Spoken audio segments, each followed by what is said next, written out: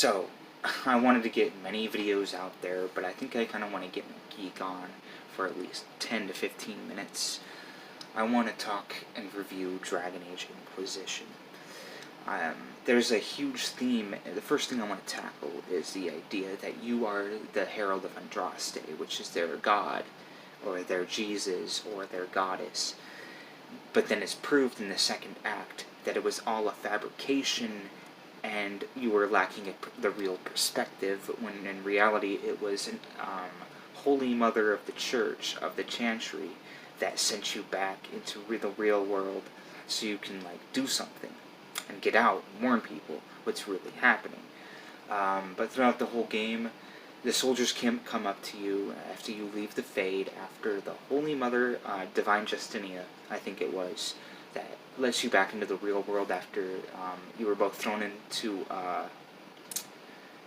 the Fade by Corypheus when he was trying to sacrifice Divine Justinia with the elven orb that he has, which is a complete mystery throughout the whole game.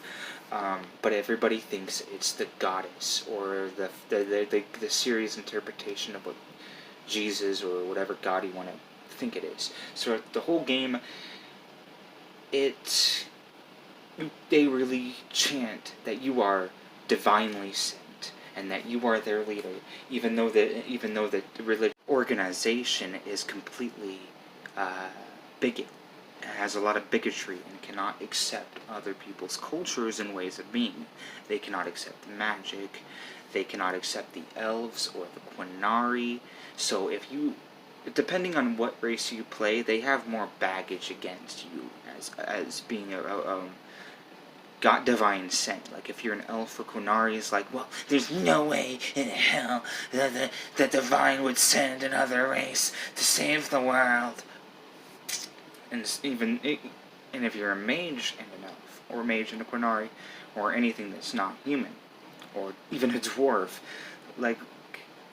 it depends on how much baggage that you have they can use against you, whether you're a mage, if you're a mage and a Quinari with horns, and an elf, magical elf, with the face paint stuff from the nature religion, they will not accept it.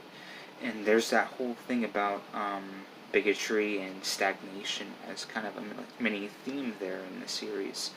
But the biggest kicker is actually Corypheus, who has been enchambered because he was supposed to be one of the leaders in the Fifth Blight, but he was captured by the Grey Wardens and imprisoned by Blood. So he couldn't be Darkspawn leader of the Fifth Blight. So he technically tries to bring out another Fifth Blight, or a Sixth Blight. And even in a side conversation with the gay Teventer in the game, he talks about they were questioning whether or not there was a real archdemon. Dorian's like, well, I bet it's probably fabricated because he wants people to believe it's a blight. It doesn't look like it has free will. It's chained to Corypheus, and not a real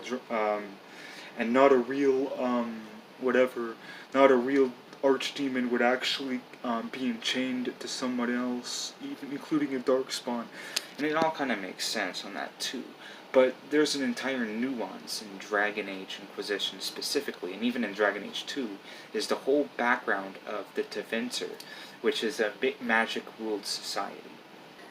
And going back to the Chantry, they are so bigoted that they want to argue with you rather than send their own preachers to the storm in the sky.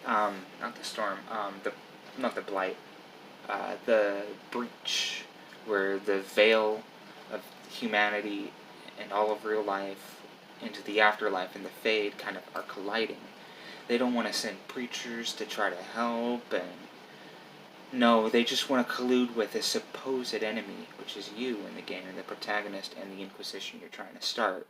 And you're the only ones that are doing anything. You can side with the mages or the Templars in order to actually use a form of magic or controlled essence, if you choose the Templars, to actually stop the breach from growing and seal it and heal that sense of conflict, if that makes any sense.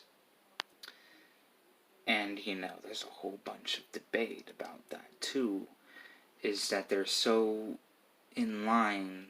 It's almost as if the Chantry was supposed to act like that. Like the enemy Corypheus and the Tevinter were expecting the Chantry to act like that. And there's a whole nother sideline where, goes back to proving, oh, well, it's a lack of perception. Where you're not, but also that people think that the entire breach and the entire first act of the story goes in line with their religious scripture. But in reality, when you understand it, when you go into Fate, it's actually all by circumstance. And then you will understand that people tend to make things happen. It's said in the game, it's like people want to hear what makes them happy.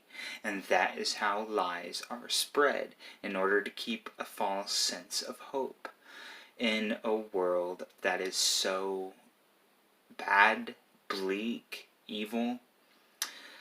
And that is how, and you can actually accept this. There's dialogue choices and everything to accept this. Or decline it. It's like, no, we just gotta tell the people of the world the absolute truth and nothing but the truth.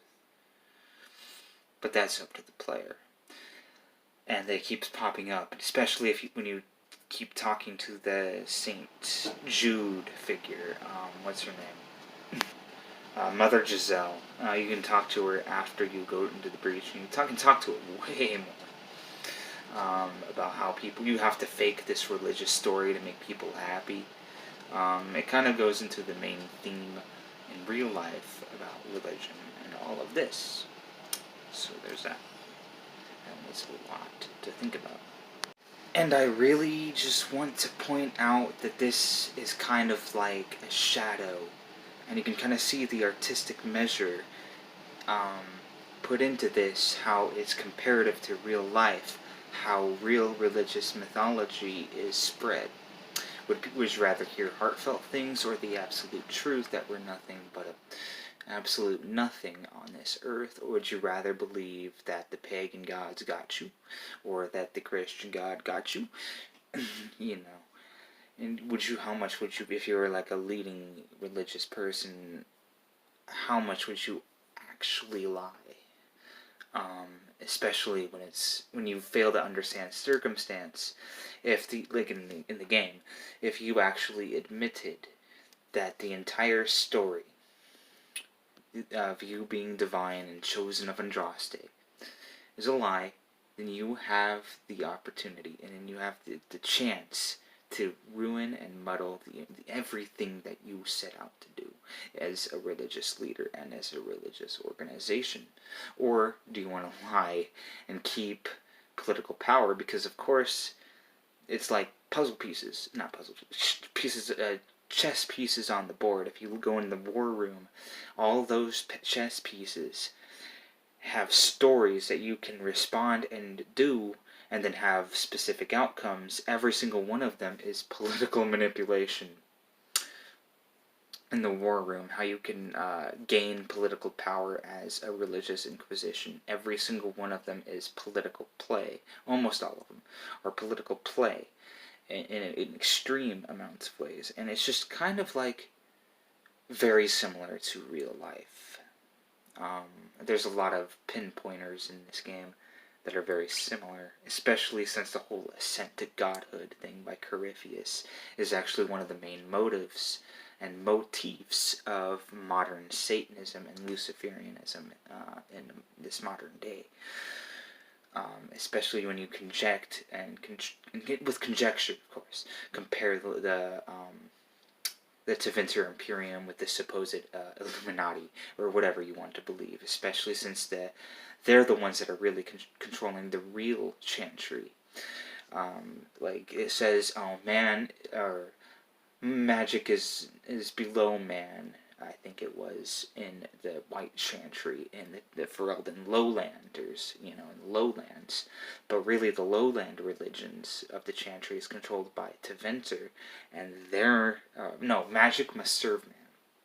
And that's what the lowlands believe. But really, all the Chantry religious beliefs all come from the Tevinters, and their Tevinters are let man serve magic. The complete opposite. And it's kind of deep once you think about it in conjectural.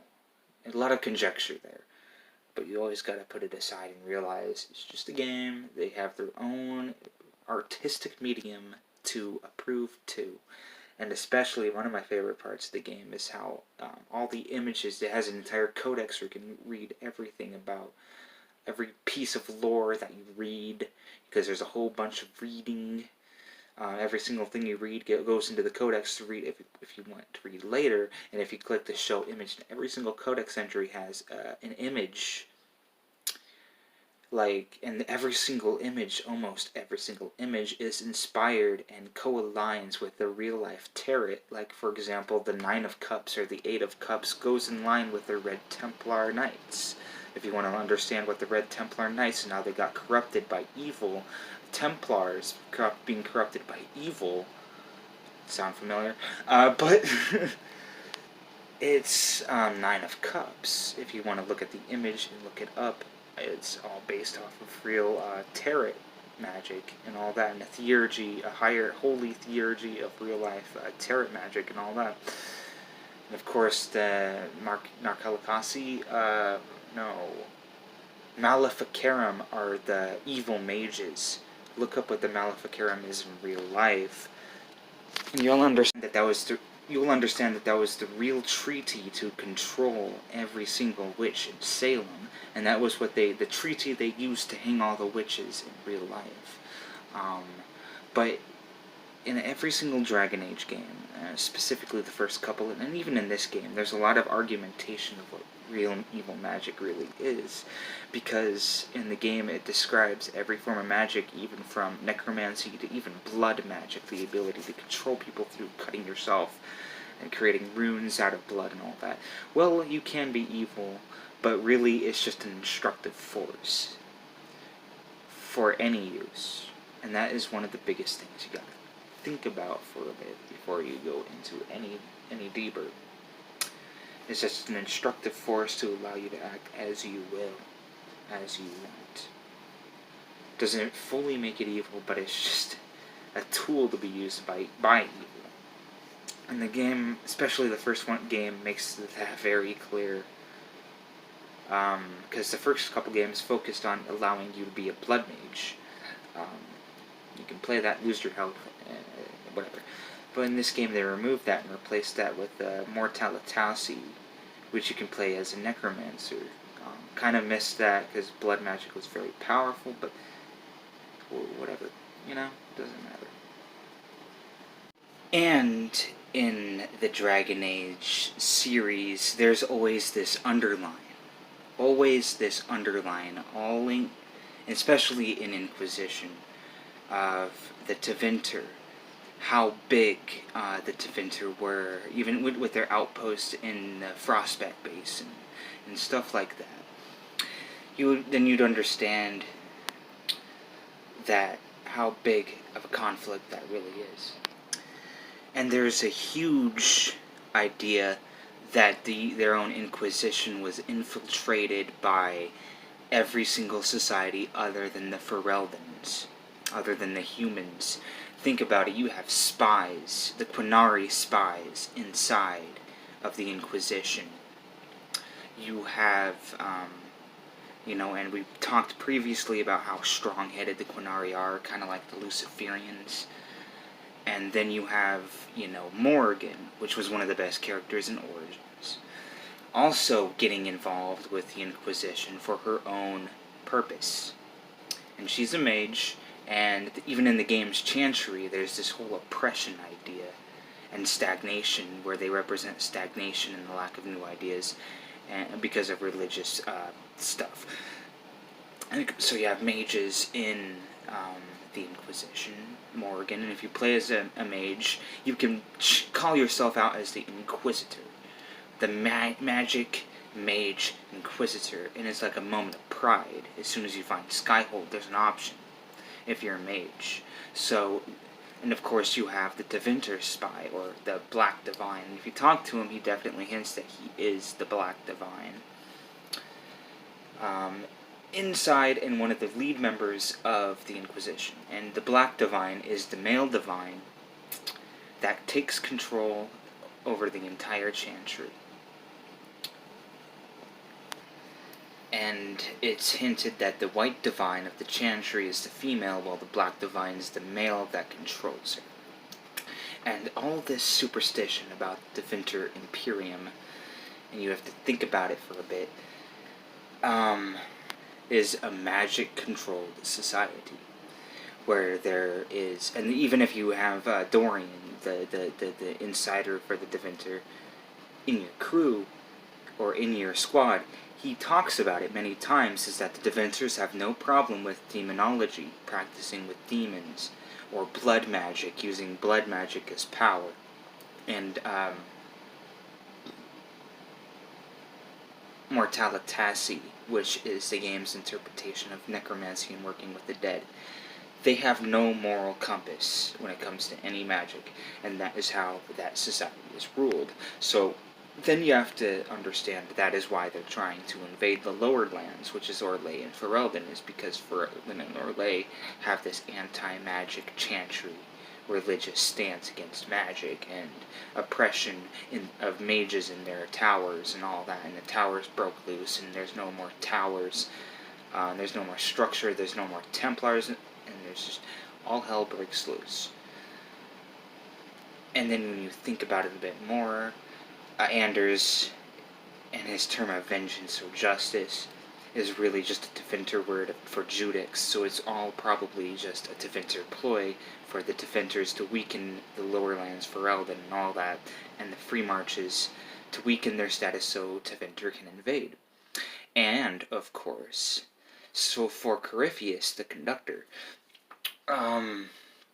for him to be claimed as God, because he actually was one of the top magicians that went into the Black City and claimed and saw that there was no maker with this series' interpretation of God.